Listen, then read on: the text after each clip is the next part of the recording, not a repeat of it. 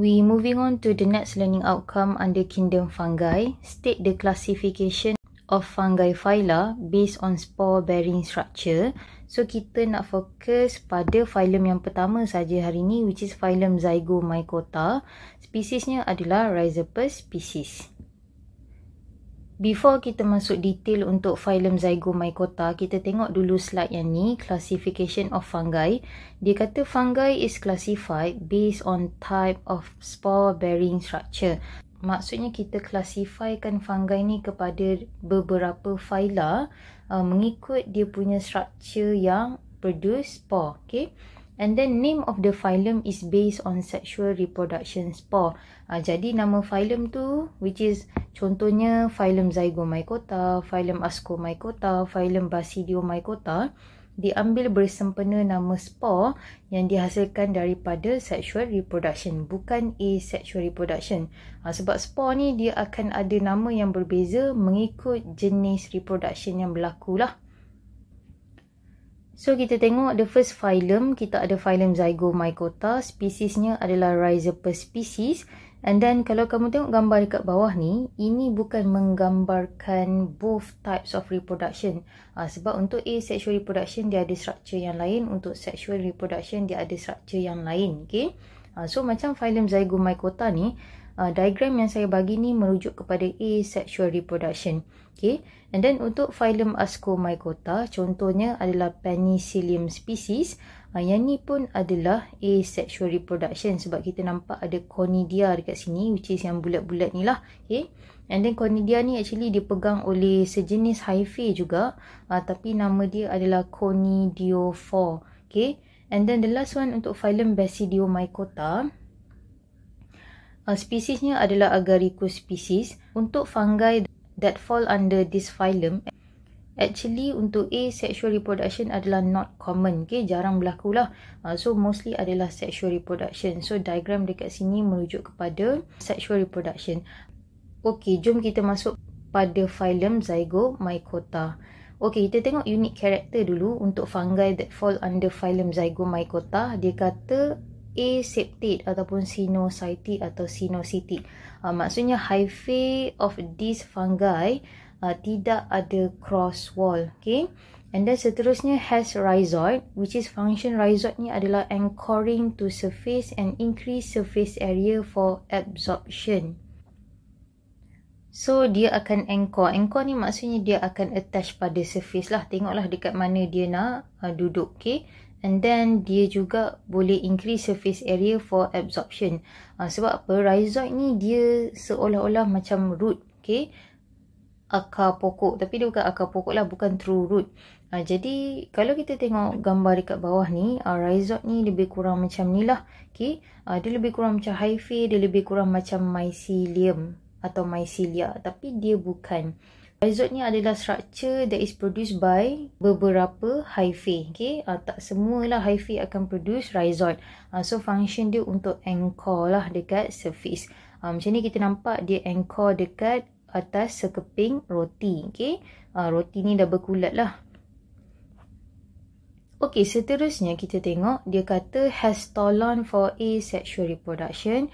So kalau tak tahu stolon, stolon ni macam ni lah. Okay? Macam connect antara hyphae dengan hyphae.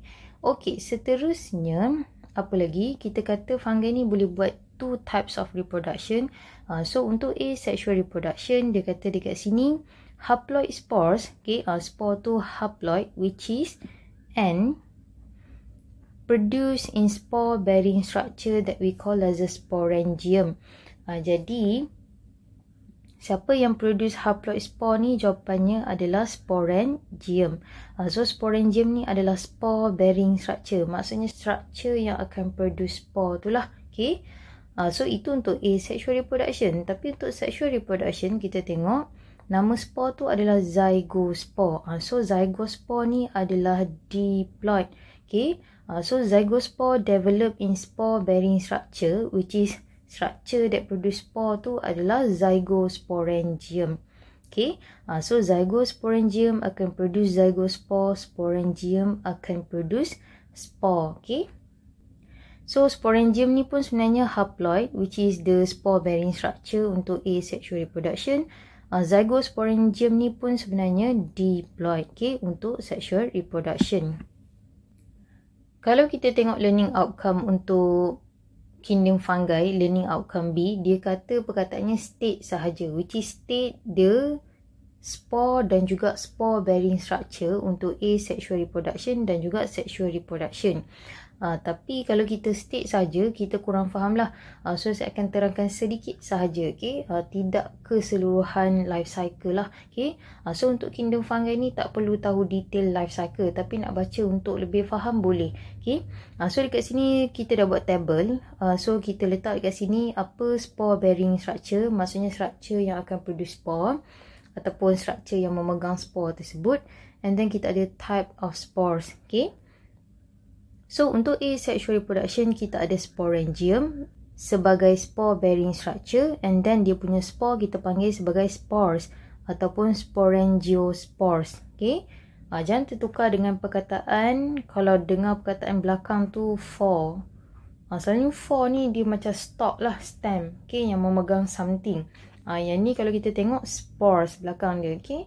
So nama dia boleh jadi dua, spores ataupun sporangiospores. Tapi untuk sexual reproduction, the spore bearing structure adalah zygosporangium. So inilah structure yang akan produce sexual spore, which is kita namakan sebagai zygospore. Jom kita pergi kepada next slide. Kita nak tengok structure sporangium, spore, zygosporangium dan zygospore. Okay. So untuk Zygomycota kita dah kata spesies yang terlibat adalah Rhizopus species, which is common name dia adalah black bread mole. Okay, kulat roti lah.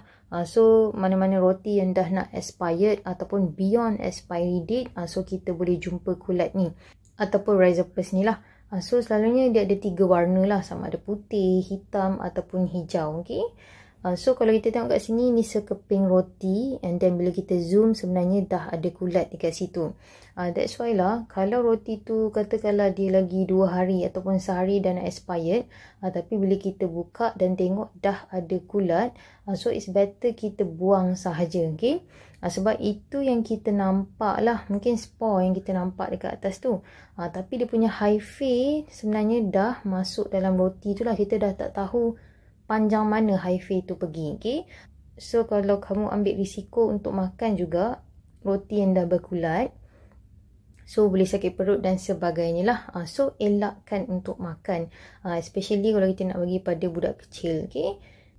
Kalau beyond expiry date, confirm lah kita buang je lah, okay? Walaupun kita tak nampak kulat, okay? Sebab kita tak tahu hyphae ni dia dah menjala sampai ke mana dekat roti tu.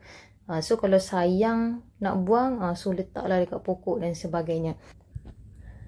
Okay, kita start dengan asexual reproduction dulu. So kita fokus dekat kawasan ni. So sebelum tu saya perkenalkan dulu parts. So kita ada spore, nampak dia disseminated, tersebar dekat sini. And then kita ada sporangium, which is the spore bearing structure untuk asexual reproduction. Dengan kata lain, structure yang produce spore. So namanya adalah sporangium. And then kalau kita tengok dekat sini, sporangium ni dipegang oleh a type of hyphae. So sejenis hyphae lah yang kita namakan sebagai sporangiophore. So dia macam a stalk ataupun a stem lah, okay? Tapi dia bukan true stem, okay? So apa yang berlaku, sporangium ni dia akan divide by mitosis untuk produce haploid spore. Sebab apa? Sebab sporangium ni pun memang dah haploid, okay?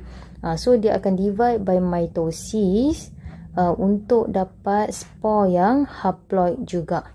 Okay, boleh faham And then untuk sporangiophore ni pun dia sebenarnya haploid. Okay, so katakanlah haploid spore ni dia land on kawasan yang lembab. So daripada satu spore tu dia akan develop hyphae dulu, and then daripada hyphae dia boleh balik tumbuh sporangiophore ni, and then membentuk sporangium, and then once again sporangium boleh divide by mitosis untuk produce haploid spore.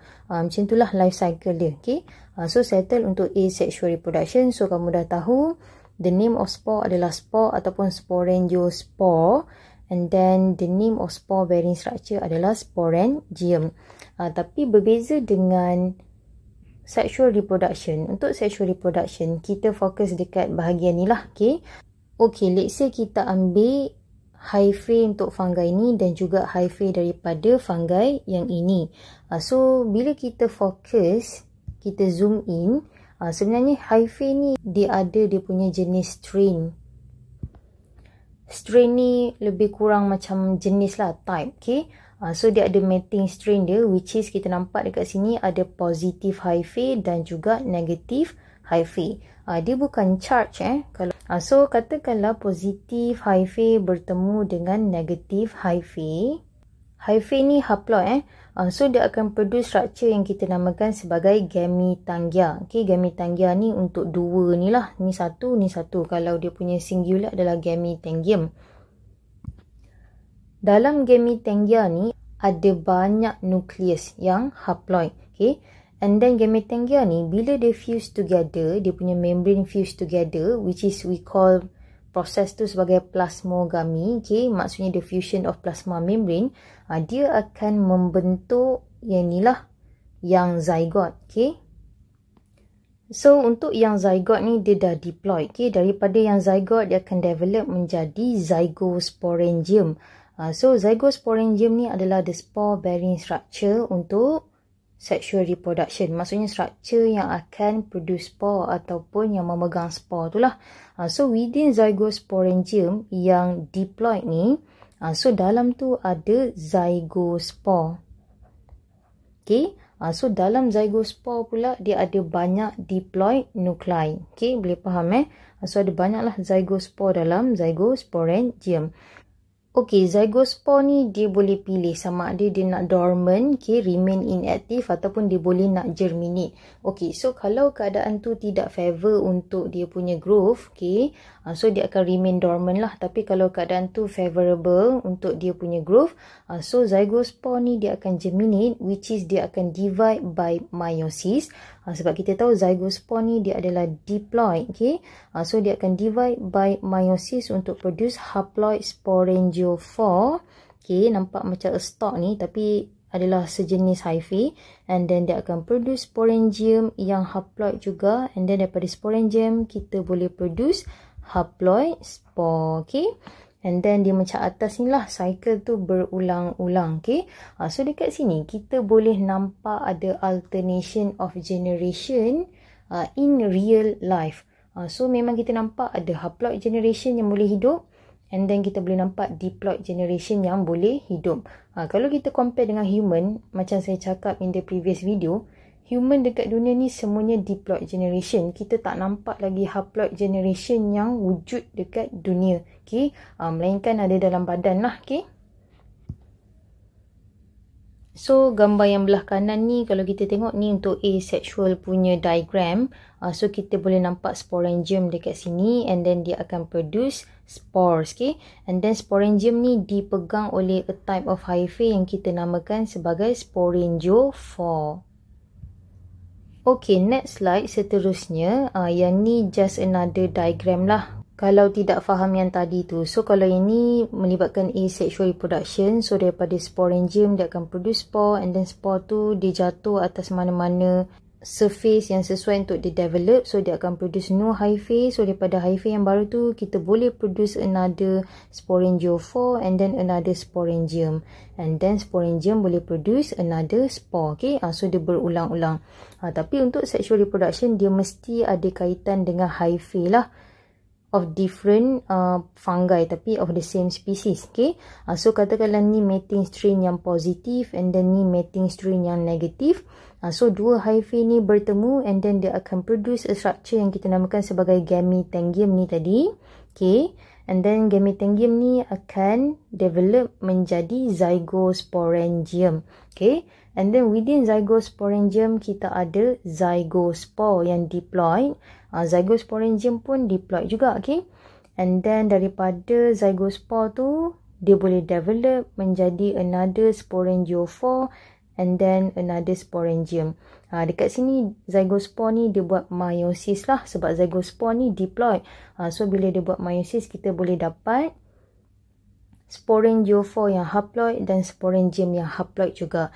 And then sporangium ni boleh divide by mitosis untuk produce haploid spore. Okay. So proses tu berulang lah. So dengan kata lain, satu spore tu boleh menghasilkan another hyphae.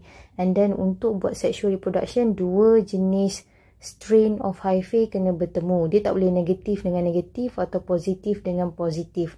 So dia positif dan negatif.